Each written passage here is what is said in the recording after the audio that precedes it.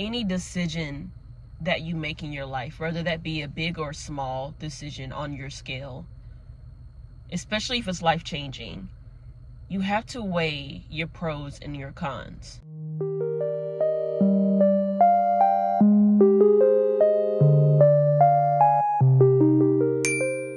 I've already made probably 2 videos on this, but the reason that it's best to weigh your pros and your cons is so you have this sense of balance in your life, because imbalance will cause people to be more stressed out than they need to be, and later on you'll feel a lot of regret and resentment towards yourself.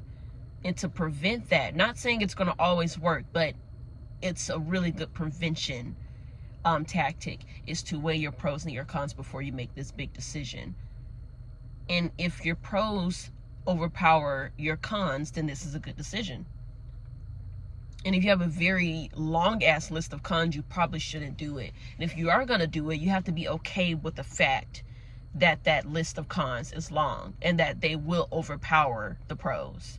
And your pros are basically the good part of that decision. It's how that decision benefits you, benefits everyone around you. It just benefits your well-being. The cons would be like the negative side, the scary, the ugly, the bad, the parts that no one really wants to pay attention to, but it's just part of the decision that you're making. And I'm going to use the decision of being child-free for an example. Making this decision at just 12 was very easy for me because my list of pros was longer. And it kept growing and growing and growing and growing and getting long and big as fuck. But my cons was like very small. And like at this point, I guess around the age of 18 or 19, they were kind of even. I had an even amount of pros and cons with being child free. But now that I'm full grown adult and I'm aware as hell, and I've learned to love myself and heal myself and heal my environment, my cons are down in hell. The list is just that damn small. So my pros overpower my cons. That's why it was so easy for me. I benefit from it in every way. In every way. And I noticed this about my list of cons. Almost majority of them have nothing to do with me. And what I mean by that is, making this decision, I've noticed that this decision doesn't just affect me or my potential child, but it affects everyone around me, right? Like one of the cons being, my parents won't be grandparents, right? That's something that one of my parents said they don't really care for, and the other one is just so adamant and persistent with making me or forcing me or pressuring me into becoming a parent, when I've already made clear that that's just simply not happening, right? So they can't be a grandparent. It's impossible. And adoption to them doesn't really count because it's not blood, which is absolutely ridiculous and ridiculously stupid to me. 2, my brothers and sisters, they won't be uncles and aunties to this non-existent child. My best friend won't see me become a parent. The world won't see me become a parent. And this is probably something that the world wants, because misery loves company, and a lot of people think that pressure just works that way, and that's just how life unfolds. You just have kids whether you want them or not. It's just something that people do, right? Number 3, it's kind of between me and the other person. A lot of people won't take me serious, and this is actually very frustrating for a lot of child-free people. When we tell people that we are child-free, or we simply don't want kids, or we will not be planning on having any children anytime soon, or just none at all, it's usually seen as like this cue to start pressuring the person, or telling them that they'll change their mind, or that it's wrong, or it's selfish, or that they probably shouldn't do that. So that's the 3rd one. No one's going to take you serious. That's the 3rd con. The 4th con for me would be that I'm constantly going to be judged and mistreated and outcasted because I don't want to be a parent.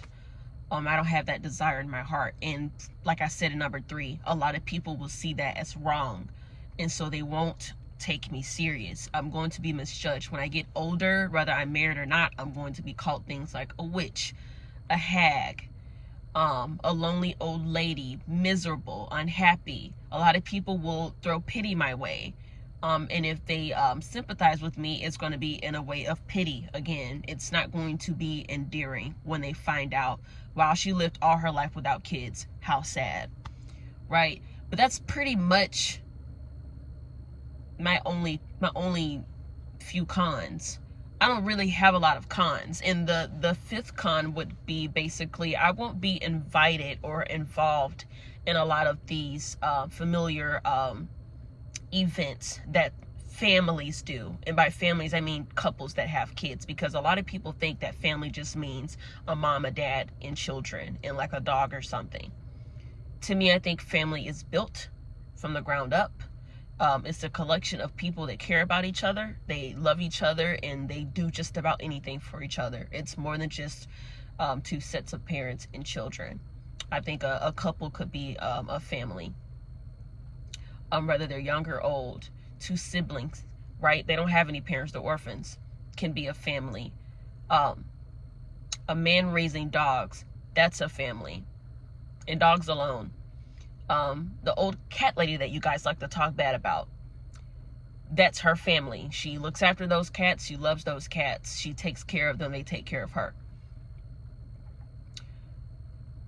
I can't really think, and I can feel in my heart that I don't really have a lot of cons, but most of those cons have nothing to do with me.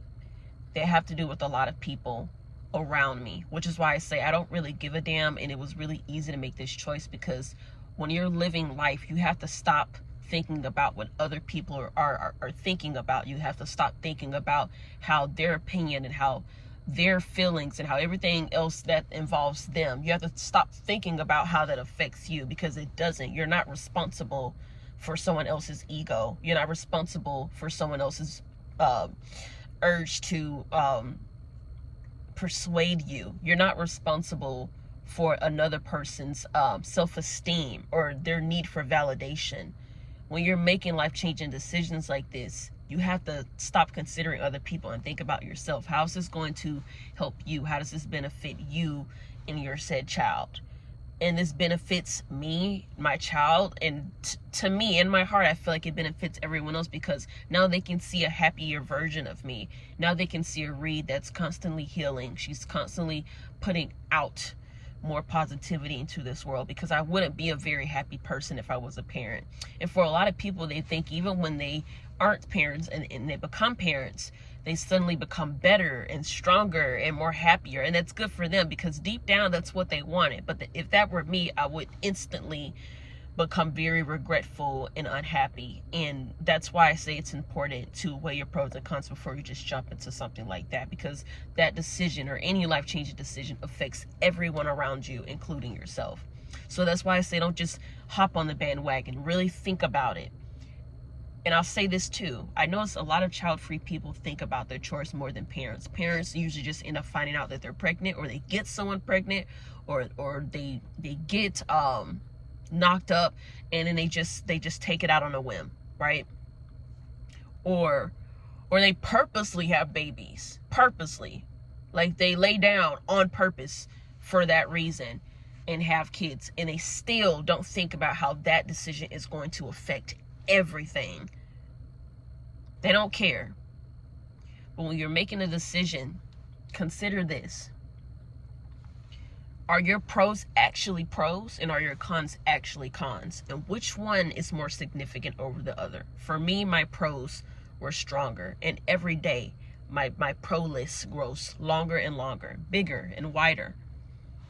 And my con side, it gets smaller and smaller, because the older you become, the less you care, the less you stress about certain things, the less you worry about certain things. And because I don't have any kids, that list of worries and stress is very short, and I'm forever grateful for that. But y'all, please weigh your pros and your cons. really think about it. I shouldn't have to tell you that. That's just me speaking from a place of encouragement.